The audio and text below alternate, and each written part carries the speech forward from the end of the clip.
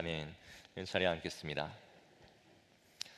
우리가 레위기 1장에서 5장까지를 통해서 하나님께서 우리에게 알려주신 예배에 대해서 한 주씩 계속 보았습니다.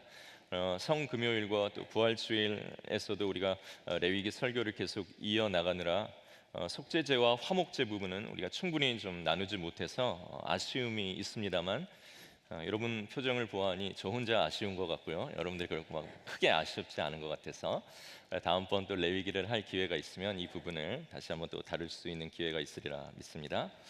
레위기 1장에는 번제, 2장에는 소제, 3장에는 화목제, 그리고 4장에는 속죄제, 그리고 오늘 5장과 6장에 걸쳐서 나오는 이 속건제를 오늘 마지막으로 한번 살펴보려고 합니다. 자, 속건제 한자입니다.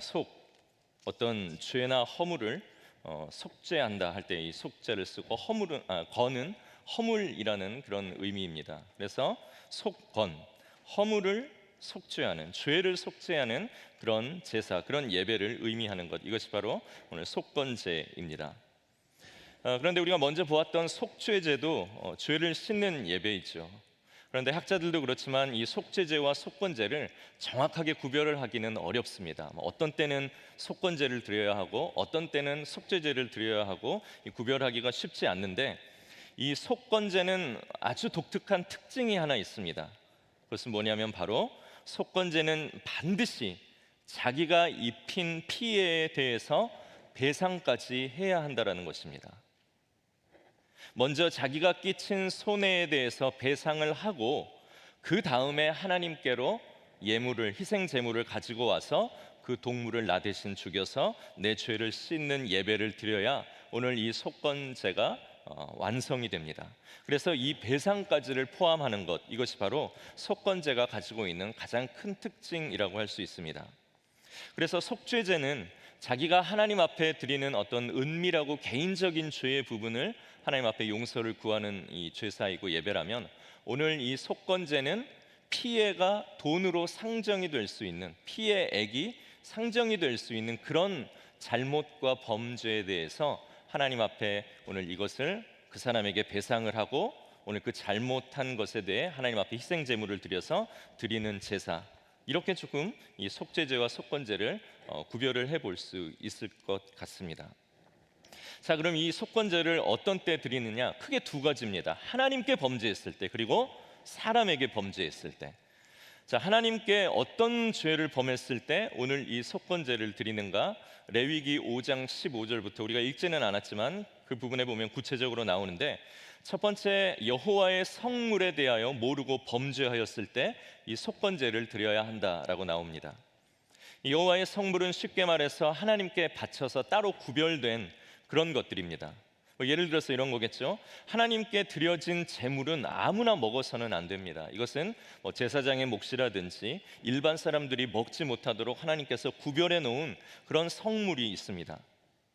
그런데 오늘 한 예배자가 예배드리러 왔다가, 제사를 드리러 왔다가 그것이 하나님께 드려진 성물인지 모르고 그냥 있길래 배가 고파서 그것을 먹어버린 것이죠. 그랬을 때 그것이 하나님의 명령을 어겼기 때문에 죄가 되는 것입니다. 이것이 여호와의 성물에 대해서 모르고 죄를 범했을 때 드려야 하는 이 속건제의 그 내용이 되는 것이죠.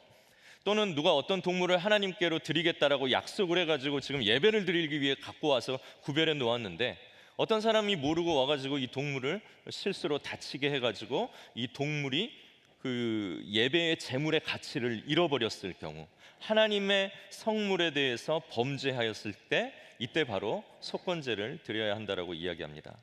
그래서 하나님께 드려진 성물에 이렇게 손해를 끼쳐서 죄를 범하게 된 경우에는 그냥 내가 잘못했습니다, 하나님 내 죄를 용서해 주세요, 하나님이 이야기하신 것 제가 어겼습니다 하고 그냥 속죄의 예배만 드린다고 해결이 되는 것이 아니었습니다. 이런 경우에는 자기가 끼친 손해 액수에 맞먹는 순양이나, 혹은 순양이 없을 경우에는 내가 끼친 손해의 이 피해액에 상응하는 은으로 제사장들에게 변상을 하고 거기에다가 20%, 5분의 1을 추가로 배상을 해야 됐습니다. 그러면 제사장은 오늘 그 배상까지 마친 모든 것들을 다 이행한 그를 위해서 오늘 희생 제물인 순양을 가지고 와서 오늘 그를 위해서 속죄의 예배를 드림으로 그가 그 죄에서 자유를 얻게 되는 것이죠.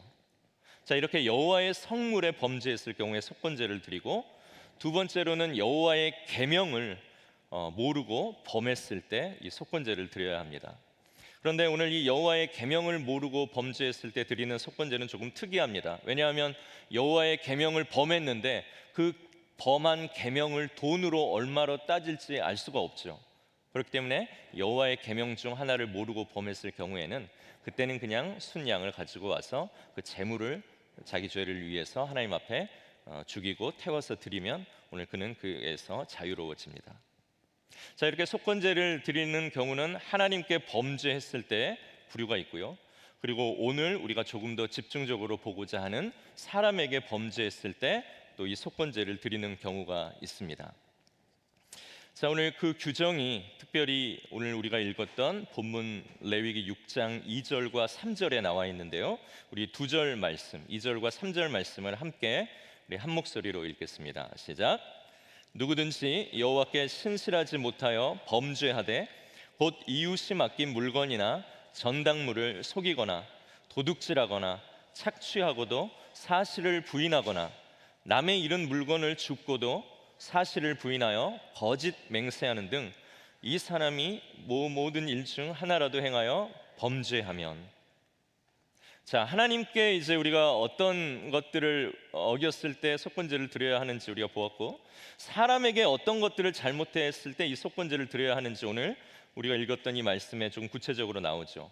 다른 사람에게 거짓말을 하고 다른 사람들에게 담보물을 받은 후에 그것을 돌려주지 않거나 그 가치를 속여서 그에게 거기에 걸맞지 않은 그러한 배상을 하고, 또 도둑질하고 힘으로 남의 것을 빼앗고 그러면서도 그런 적이 없다라고 부인했던 적이 있다라면 오늘 하나님은 이 속건제의 제사를 드려야 한다고 이야기하는 것입니다. 거기다가 남이 잃은 물건을 주워 놓고도 욕심이 나서 그런 적이 없다고 딱 잡아떼는 사람들, 이런 식으로 함께 살아가는 타인에게 내가 알고 혹은 알지는 못했지만 고의는 아니었지만 부지 중에 모르고서 저질렀던 이러한 일들에 대해서 하나님께서는 그것이 죄라고 말씀하시면서 이런 손해를 끼친 죄는 예배만으로 해결되지 않는다라고 그렇게 말씀하십니다. 그러면 이런 잘못을 했을 때 어떻게 하라고요? 그것이 오늘 5절에 읽은 내용에 보면 나와 있죠. 우리 5절 말씀을 마지막으로 한 번 더 같이 읽겠습니다. 시작. 그 거짓 맹세한 모든 물건을 돌려보내되 곧 그 본래 물건의 5분의 1을 더하여 돌려보낼 것이니 그 죄가 드러나는 날에 그 임자에게 줄 것이요. 모든 것에 내가 피해를 끼친 원금, 그리고 그 원금의 20%, 5분의 1을, 즉 120%를 배상을 해야 됐습니다. 내가 피해를 끼쳤기 때문에 당연히 원금에 대한 부분은 내가 해결을 해야 될 부분이죠. 그런데 거기다가 20%를 더 주는 것은 오늘 나 때문에 피해를 당한 그 사람에 대한 위로이고 배려입니다. 그리고 또 잘 생각해 보면 어쩌면 피해를 준 사람, 내가 모르고 입혔는데 오늘 내가 입힌 그 피해에 내가 가해자가 되어버렸는데 오늘 가해자인 나를 보호하는 또 부분이기도 합니다. 생각해 보면 어떤 사람이 10만 원을 도둑을 맞아가지고 아주 중대한 일을 결정을 해야 되는데 오늘 도둑 맞은 그 10만 원 때문에 일이 완전히 그르쳐져 버렸습니다. 그런데 나중에 내 돈을 모르고 훔쳐간 그 사람이 잘못이라는 것을 알고 20%를 더해서 120만 원을 가지고 오늘 나에게 왔습니다. 그런데 오늘 내가 120만 원 받았다고 내 마음이 풀리겠습니까? 이거 뭐 1000만 원을 줘도 일이 틀어진 것에 대한 그 원통함과 분함이 풀리지 않는 거죠. 그렇기 때문에 나는 더 가서 그 사람에게 더 많이 보복하고 싶고 더 복수하고 싶은데 하나님께서 20%, 5분의 1을 더하여 주는 것, 그리고 하나님 앞에 죄를 속하는 죄사로 오늘 그를 자유하게 해주신 것입니다. 그래서 이 20%라는 것은 어떻게 보면 너무 과한 금액 아니야? 라고 생각할 수도 있지만 오늘 그 피해를 당한 사람에게는 위로가 되고 오늘 부득이하게 가해자가 되어버린 그 사람을 어떻게 보면 보호할 수도 있는 그런 부분의 금액이라는 것입니다. 그런데 여러분, 우리가 참 잘 못하는 것이 바로 이 속건제의 예배, 속건제의 정신을 갖는 것이라고 생각을 합니다. 우리는 다른 사람들에게 재산상의 손해를 끼치고 피해를 입히고도 그것을 돌이키기 위해서 배상까지 하면서 갚아야 되겠다라는 생각을 하기가 참 쉽지 않습니다. 그냥 내가 어떻게 잘못한 걸 알게 됐어요. 그러면 하는 게 뭡니까? 주일날 나와가지고 하나님 앞에 예배하면서 하나님, 앞으로는 내가 그렇게 살지 않게 도와주세요 하면서 오늘 우리는 그렇게 기도하면 모든 것이 다 끝나는 줄 압니다. 그런데 오늘 이 속건제는 우리에게 그렇게 해서 끝나지 않는다라고 이야기하고 가르치는 것입니다. 어떤 상점에서 바쁘게 물건을 가지고 왔는데 어떻게 하다 보니까 하나가 더 따라왔어요. 그런데 주인도 그것을 모르고 그냥 하나의 가격으로 계산을 해줬습니다. 그러면 우리는 어떻게 합니까? 그 두 개가 온 것을 가지고 집에서 어떻게 이게 같이 따라왔을까 하며 가슴을 치면서 주여 나의 죄를 용서하여 주시오, 내가 어떻게 이것을 갚아야 할까 하고 막 그렇게 고민하며 잠을 자지 못하시죠? 오늘 그렇게 돼야 되는데 어떻게 합니까? 두 개네. 이게 웬 은혜인가? 주님, 나에게 이런 식으로 하나를 더 주시는 것입니까? 정말 주님의 은혜는 놀랍습니다. 막 이러면서 우리는 정말 주여 하는 기도가 나오죠. 예전에 제가 그 아이들을 데리고 이 젤라또 아이스크림 가게를 이렇게 몰에 갔다가 간 적이 있습니다. 이탈리아에서 팔지도 않으면서 굉장히 팬시하게 만들어 놓고 되게 비싸게 팔았어요. 근데 다른 아이스크림 가게가 없어서 유일하게 거기여서 아이들을 데리고 이제 갔는데, 저희가 이제 아이가 셋이다 보니까 세 개를 사야 되지 않습니까? 하나에 7불인가 그랬던 것 같아요. 너무 비쌌어요. 그래서 막 저희 부부는 뭐 먹지도 못하고 그냥 애들 것만 사가지고 딱 오는데 영수증을 딱 받았는데 하나의 가격으로 계산이 돼 있는 겁니다. 주여, 이 가난한 목회자에게 이런 은혜를 주십니까? 하고서 그냥 나오고 싶은 생각이 굴뚝 같았습니다. 그런데 차마 그럴 수가 없었습니다. 왜냐하면 이제 그 앞에서 열심히 일을 하는 종업원을 보니까 이거 내가 이거 그냥 가지고 오면 이 사람이 이걸 책임져야 될 수도 있겠다라는 생각이 들어서 이제 우리가 세 개를 샀다, 그 개수를 정확하게 이야기하고 이렇게 얘기하면 뭐 좀 그냥 가라든지 뭐 좀 깎아준다든지 뭐 이런 은혜가 없어요. 또 아주 고지식하더라고요. 그래서 세 개 값을 다 지불을 하고 정확하게 계산을 한 후에 나왔습니다. 뭐 솔직히 좀 아쉬웠지만 아이들하고 이제 그래서 이제 막 그 기대를 하면서 막 먹으면서 아이스크림 얼마나 맛있을까 막 이러고서 가는데 갑자기 놀라운 일이 생겼어요. 둘째 아이가 떨어뜨린 겁니다. 그런데 더 놀라운 것은 셋째가 그걸 보며 웃다가 같이 떨어뜨렸어요. 그리고 첫째 거는 아마 녹아서 떨어졌을 겁니다. 우리가 진짜 하나님의 말씀 정말 지켜보겠다고 내가 산 것에 대해서 정확하게 피해를 보상하고 나는 나름대로 열심히 했지만 하나님의 말씀을 다 지킨다고 해서 모든 삶이 형통하지는 않더라 라는 생각을 하게 됐지만, 오늘 그 자리에서 이제 느낀 것은 비록 아이스크림은 굴러서 떨어졌지만 하나님의 말씀을 작지만 지켜가기로 한 그 명예와 긍지는 결코 녹거나 떨어지지 않는 기쁨으로 있다라는 것을 생각해 보게 됩니다. 여러분, 우리가 속건제는 너무나도 중요합니다. 우리가 누군가에게 피해를 입히고 그 사람에게 재산적인 손실을 가했는데 우리는 그냥 와가지고 하나님 앞에서 기도 한번 하고 앞으로 나는 약하니까 하나님 아시잖아요. 그리고 용서는 어차피 사람이 하는 게 아니라 하나님이 하시는 거잖아요 하면서 하나님 앞에서만 기도한다고 해서 하나님이 그 예배를 기뻐 받으시는 것이 아니라는 것입니다. 오늘 그 모든 것들을 해결하고 그 사람에게 원금을 돌려주고 그 사람이 입었을지 모르는 마음의 상처까지 5분의 1을 더해서 그 사람과 화목을 이루고 난 후에 희생 제물을 가지고 와서 하나님 앞에 예배를 드리라는 것이 오늘 속건제 예배의 정신이라는 것입니다. 꼭 물건에 대한 피해만 있을까요? 상대방의 마음을 후려파고 상대방의 마음에 씻을 수 없는 상처를 주고도 그냥 내가 예배에서 와가지고 하나님 내가 그런 잘못했는데 주님 아시죠? 나 약하잖아요. 하나님 용서해 주세요. 나 다음부터는 안 그럴게요 하고 기도한다고 해서 하나님이 그의 예배를 받으시는 것이 아니라는 것입니다. 그런 사람의 예배를, 죄를 그렇게 싫어하시는 거룩하신 하나님께서 기쁘게 받으시는 예배가 되겠냐? 속번제는 우리에게 그것을 가르쳐 주는 것입니다.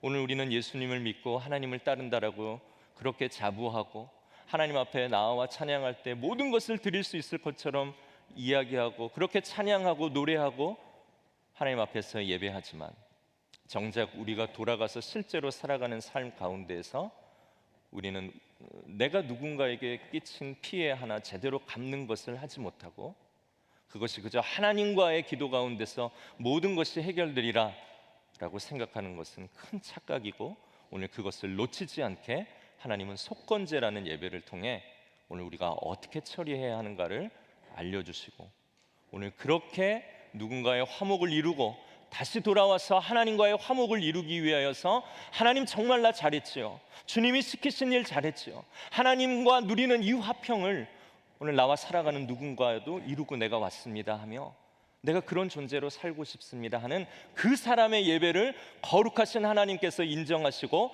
받으신다라는 것입니다. 그래서 예수님께서 마태복음 5장 23절 24절에도 이렇게 이야기하셨죠.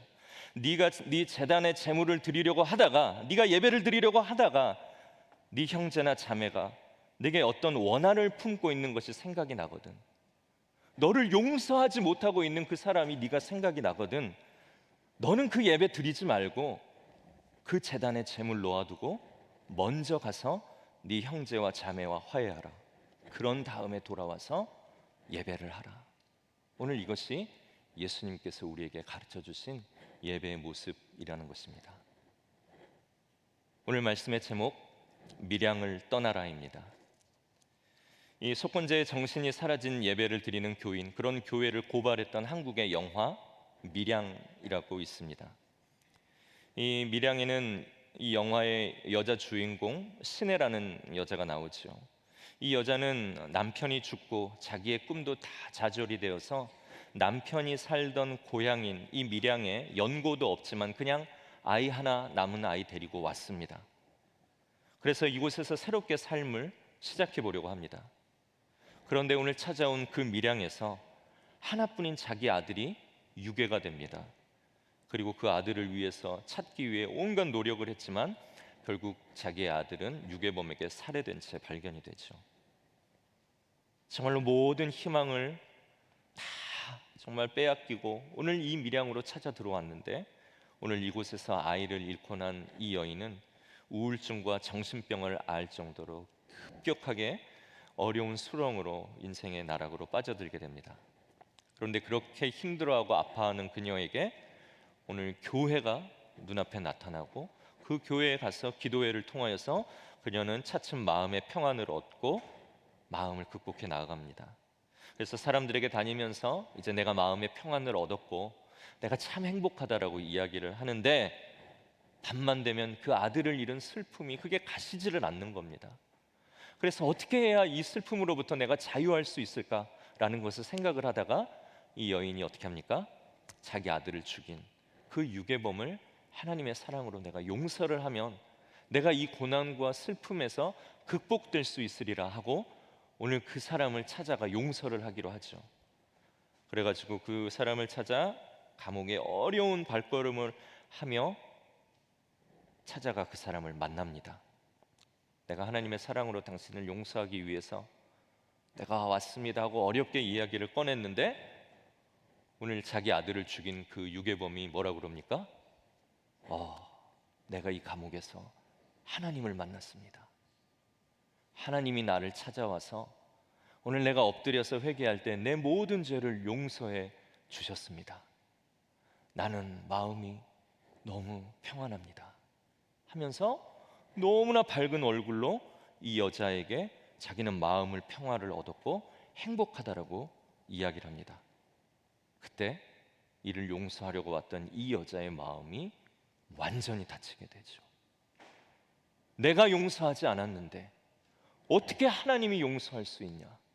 라고 하면서 오늘 이 여자는 돌아가서 이제 기독교의 안티가 되고 굉장히 기행적인 일들을 하게 됩니다.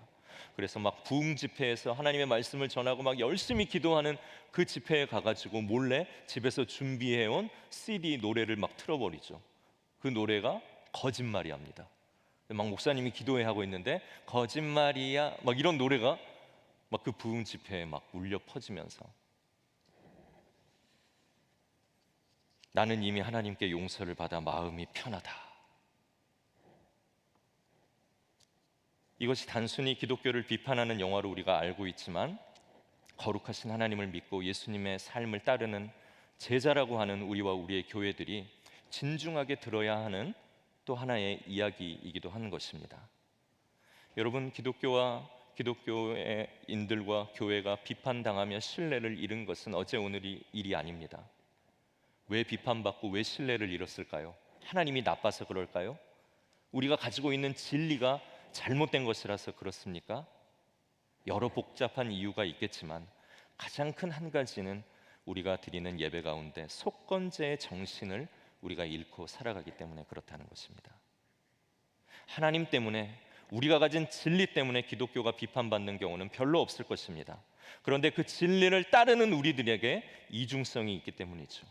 하나님 앞에서는 내가 모든 것을 드리고 모든 것을 할 수 있고 용서를 구하고 그렇게 거룩해지기를 원한다라고 예배하고 찬양하고 기도하지만 정작 우리가 만나는 그 삶터에서 일터에서 우리가 끼친 피해 하나 우리는 제대로 배상하지 못하고 보상하지 못하고 뺏은 돈을 돌려주지 않고 상처 준 것에 용서를 구하지 않고 그리고 모여가지고 하나님 나는 거룩하고 싶습니다.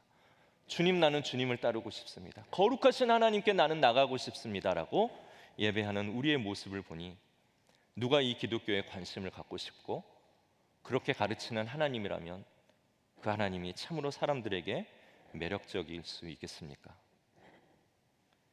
우리의 정체성은 예수님께서 예수님 믿고 세례받는 그 순간 산 위의 동네가 된다라고 말씀하셨습니다. 산 위의 동네가 무엇입니까? 절대로 감추어질 수 없는 존재가 된다라는 것입니다. 내가 하나님을 믿고 예수 그리스도를 따르기로 세례받고 교회의 교인이 되었다라는 것은 어디 밀실 같은 곳에서 내 구원만을 위해 기도하고 그렇게 살아가는 사람이 아니라 산 위에 있는 동네처럼 모든 사람들이 주목할 수 있는 삶의 방식, 모든 사람들이 내 삶을 주목하는 방법으로 내 삶이 앞으로 살아가게 되는 존재가 되었다라고 예수님은 우리의 정체성을 말해주는 것입니다. 내가 예수님을 믿었기 때문에 예수님을 믿지 않는 사람들과 무엇이 다른지, 내가 예수 그리스도의 죄를 속하는 그 대속과 우리를 위해 다시 살아나신 그 부활을 믿기 때문에 오늘 내가 이 세상을 살아가는 것이 그러한 것을 믿지 않는 사람들과 무엇이 다른지, 좋으신 하나님, 사랑 그 자체이신 하나님을 내가 믿고 그 하나님 닮기로 작정하고 살아가는 그런 사람 되었는데 그 하나님 모르는 사람과 무엇이 다른지 우리는 세상 가운데 높이 들려져서 세상 사람들이 우리의 삶을 주목하고 있는 그러한 사람이 되는 것, 그것이 예수 믿는 사람들의 정체성이다라고 예수님은 말씀하시는 것입니다. 산 위의 동네가 되었다라는 것이죠. 그런데 세상 사람들이 우리를 보니까 어때요? 교회 안에서는 그 누구도 용서하고 천국 갈 사람들처럼 그런 인자한 얼굴을 하고 있지만 오늘 세상에 나와서 자기의 이익과 부닥치고 반하는 그 순간 누구보다도 무섭게 돌변하며 약한 자를 착취하고 피해 준 것을 결코 보상하지 않으면서 하나님의 은혜를 구구하고 타령하는 그러한 이중적인 존재로 우리의 삶이 드러난다라면 누가 우리를 보고 하나님을 믿고자 하겠습니까? 아무리 전도해도, 아무리 교회가 좋은 것을 할지라도, 우리의 모임이 아무리 즐겁고 아름답다 할지라도 이 속건제의 정신을 잃어버린 교회, 그러한 성도의 삶 가운데서는 결코 하나님이 영광을 받지 못하십니다. 이제 우리는 더 이상 동물을 죽여서 드리는 이 구약의 제사를 드릴 필요가 없습니다. 우리가 번제를 드린다든지 소제를 드린다든지 더 이상 속죄제나 속건제, 화목제를 드릴 필요는 없지요. 예수님께서 단 한 번의 십자가의 죽으심으로 우리의 완전한 희생의 제물이 되시고 예수 그리스도를 믿음으로 우리는 모든 죄에서 자유함을 얻고 부활을 소망하는 그런 존재들이 되었습니다.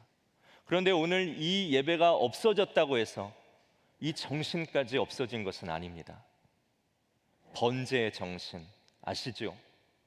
죄를 너무나도 싫어해서 죄 있는 모습으로 가면 죽을 수밖에 없기 때문에 오늘 나 대신 동물을 죽이고 그 동물의 피를 흘리고 그 동물을 완전히 조각을 내서 죄 있는 모습으로 하나님 앞에 나아가면 이렇게 처참하게 죽을 수밖에 없는 것이 내 처지라는 것을 알고 이 동물의 제사 다시는 드리지 않아야지, 내 삶을 정말로 하나님 앞에서 정결하게 살아가야지 하고 그 번제의 정신을 가지고 우리 삶에 죄가 묻어있지 않도록 철저히 회개하고 거룩하신 하나님 앞으로 나아가는 것이 번제이죠. 그것이 속죄제이죠. 오늘 그것은 드리지 않지만 오늘 우리가 드리는 이 모임의 예배 가운데 그 번제의 정신, 죄를 싫어하고 혐오하는 그 번제의 정신이 살아있어야 하는 것입니다. 그리고 우리가 이제는 더 이상 소제를 드리지는 않지만 오늘 나를 구원하여 주신 예수님 때문에 그 곡식이 형체를 알아볼 수 없도록 하얗게 가루로 부서지는 것처럼 이제 남은 내 인생이 예수님이 기뻐하시는 그 삶을 위해 가루로 부서지고 하얗게 드려지는 그런 온전한 헌신이 일어나야 하는, 그 소제는 드리지 않지만 그 소제의 정신은 오늘 우리의 예배 가운데서 살아있어야 하는 것이죠. 그리고 주님께서 나의 죄를 용서해 주시고 나에게 자유를 주셨기 때문에 놀라운 그 기쁨이 오늘 나에게도 충만하지만 나와 함께하는 사람이 내가 가진 그 기쁨을 누릴 수 있도록 내 기쁨이 흘러가는 그 화목의 제사가 더 이상 동물을 죽여 드리지는 않지만 오늘 그 정신이 우리의 예배 가운데 살아있어서 우리가 드리는 이 예배가 너무나도 기쁘고 이 예배를 드린 사람들이 나아가서 이 예배의 기쁨을 누군가에게도 전해 그를 기쁘게 하는 그런 이 화목제의 정신이 살아있어야 하는 것이죠. 그리고 하나님 앞에 예배하기 전에 내가 누군가에게 윤리적이고 도덕적으로 배상해야 할 일이 있다면 그 의무를 다하고 하나님 앞에 나와 내 죄를 용서하기를 구하며 우리의 받은 은혜가 값싼 은혜가 아니라 대가를 지불하는 은혜라는 것을 우리가 알게 하며 하나님과의 화목, 세상과의 화목을 이루는 이 속건제의 정신이 우리의 예배 가운데 살아있어야 하는 것입니다. 그래서 오늘 예배하는 우리는 죄를 하나님처럼 미워해야 하고 우리의 남은 인생을 하나님 앞에 드리기로 결심하는 예배가 일어나야 하고 오늘 이 예배를 통해서 하나님께서 우리를 죄에서 구원하신 그 기쁨이 오늘 다른 사람들에게 흘러갈 수 있도록 충만한 기쁨 가운데 드려지는 예배가 되어야 하고 오늘 하나님 앞에 예배하는 우리의 삶이 누군가의 삶을 흠집내고 아프게 하고 빼앗고 착취하는 모습의 삶이 아니라, 그것이 은혜가 아니라 오늘 내가 하나님을 알기 때문에 그 하나님 기뻐하시는 모습으로 누군가에게 잘못한 것들을 구하며 그들에게 위로하고 충분히 우리가 해야 할 모든 의무를 다 함으로 하나님이 주신 사람들과의 화목을 이루며 하나님께 나아와 예배하는 자들이 되어야 한다는 것입니다. 그래서 예배하는 사람이 많을수록 그 사람이 가는 그곳에 하나님의 나라가 이루어지는 것입니다. 그리고 예배하는 그 사람이 그곳에 이루는 하나님 나라 때문에 예배하는 그 한 사람 한 사람이 복인 것입니다.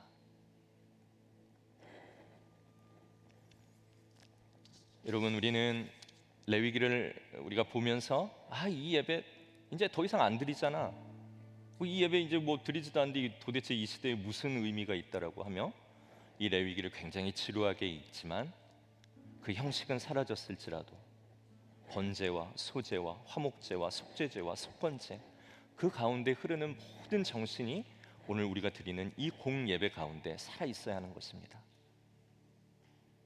여러분, 혹시 속여 빼앗은 것이 있으십니까? 누군가에게 잘못하고 그때는 몰랐지만 지금 예수님 믿고 나니까 그것이 죄라는 것을 알고 내 마음에 가책을 느끼는 부분이 있으십니까? 어떻게 하셔야 되겠습니까?